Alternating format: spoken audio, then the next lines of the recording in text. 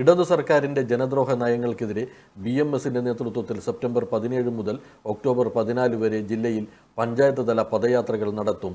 തൊഴിലാളി വർഗത്തിന്റെ പേരിൽ തുടർഭരണത്തിലേറിയ സർക്കാർ കേരളത്തിന് ഇന്ന് ഒരു ബാധ്യതയായി മാറിയിരിക്കുകയാണ്. സമസ്ത മേഖലകളിലും ഈ ഗവൺമെന്റ് പരാജയപ്പെട്ടിരിക്കുകയാണ്.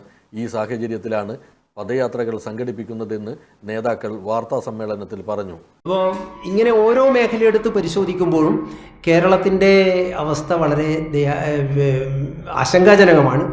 സർക്കാരിനെ സംബന്ധിച്ചിടത്തോളം ഈ കാര്യങ്ങളെക്കുറിച്ച് സമഗ്രമായി പഠനം നടത്താനോ ഇത് പരിഹരിക്കുവാനുള്ള ക്രിയാത്മകമായിട്ടുള്ള ഒരു പ്രവർത്തനമോ നടക്കുന്നില്ല. ഇപ്പോൾ തോട്ടം മേഖല, ഇപ്പോൾ വയനാട്, ഇടുക്കി പോലുള്ള ജില്ലകളിലെ തോട്ടം തൊഴിലാളികൾ ഏകദേശം 3 ലക്ഷത്തോളം തോട്ടം തൊഴിലാളികളും വളരെ തുച്ഛമായ വേതനമാണ് ലഭിച്ചുകൊണ്ടിരിക്കുന്നത്.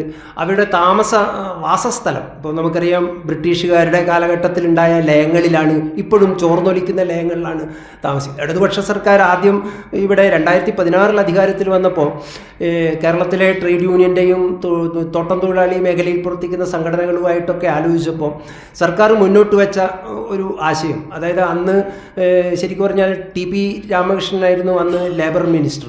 അദ്ദേഹത്തിൻ്റെ സാന്നിധ്യത്തിൽ തിരുവനന്തപുരത്ത് വെച്ച് നടന്ന ചർച്ചയിൽ അധികാരത്തിൽ വന്ന ഉടനെ തന്നെ തോട്ടം തൊഴിലാളികൾക്ക് വാസയോഗ്യമായിട്ടുള്ള വീട് വെച്ചു കൊടുക്കുവാൻ വേണ്ടി സർക്കാർ പ്രതിജ്ഞാബദ്ധമാണ്. അതിൻ്റെ ഫണ്ട് സ്വീകരിക്കുന്നത് എസ്റ്റേറ്റ് ഉടമകളിൽ നിന്നും അതുപോലെ തന്നെ സർക്കാരിൽ നിന്നും ഫണ്ട് നീക്കി വെച്ചുകൊണ്ട് ബജറ്റിൽ പ്രത്യേകം തുക നീക്കിക്കൊണ്ട് അവർക്ക് വാസയോഗ്യമായ വീടുകൾ. പക്ഷേ ഇന്ന് വരെ കേരളത്തിലെ തോട്ടം തൊഴിലാളികൾക്ക് വാസയോഗ്യമായിട്ടുള്ള ഒരു വീട് ലഭിച്ചിട്ടില്ല. ഇതാണ് യാഥാർത്ഥ്യം. അപ്പോൾ പറയുന്നതെന്തോ നടപ്പിലാക്കാനുള്ള കാലം. ഇപ്പം വയനാട് പോലുള്ള ജില്ലകളിലെ വിഷയം നമുക്കറിയാം. ഒട്ടനവധി പ്രകൃതി ദുരന്തങ്ങളും ഒക്കെ നേരിടേണ്ടി വന്നപ്പോഴും കർഷകർക്ക് കൃഷിഭൂമിയില്ല, വാസസ്ഥലമില്ല. ഇങ്ങനെ എല്ലാ മേഖലയിലും പ്രതിസന്ധികൾ നിൽക്കുകയാണ്. ഇപ്പോൾ പൊതുമേഖലാ സ്ഥാപനങ്ങൾ കൂടുതലായി വിശദീകരിക്കേണ്ട കാര്യമില്ല. മാധ്യമരംഗത്തുള്ള എല്ലാ നിങ്ങൾക്കും അറിയാവുന്ന കാര്യമാണ്. ഇപ്പോൾ KSRTCയിലെ അവസ്ഥ.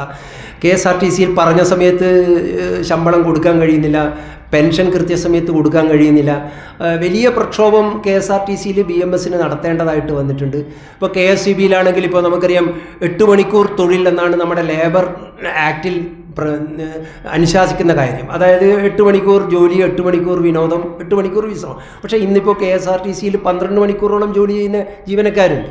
ഇപ്പോൾ അപകടങ്ങൾ സംഭവിച്ചാൽ പോലും അത് ജീവനക്കാരുടെ തലയിൽ കെട്ടിവെച്ച് അവർക്ക് നേരെ ശത്രുതാപരമായിട്ടുള്ള നടപടി എടുക്കുന്ന സർക്കാർ. ഇങ്ങനെ നിരവധി ഉദാഹരണങ്ങൾ നമുക്ക് കാണാം. അപ്പോൾ ആരോഗ്യരംഗം വളരെ മികച്ചതാണെന്ന് പറയുമ്പോഴും നമ്മുടെ സംസ്ഥാനത്തെ മെഡിക്കൽ കോളേജിൽ ഇപ്പോൾ നമുക്കറിയാം, ഒരു ഇടതുപക്ഷ അനുകൂലിയായിട്ടുള്ള മനോഭാവമുള്ള ഡോക്ടർക്ക് തന്നെ സത്യാവസ്ഥ വെളിപ്പെടുത്തേണ്ടി വന്നു.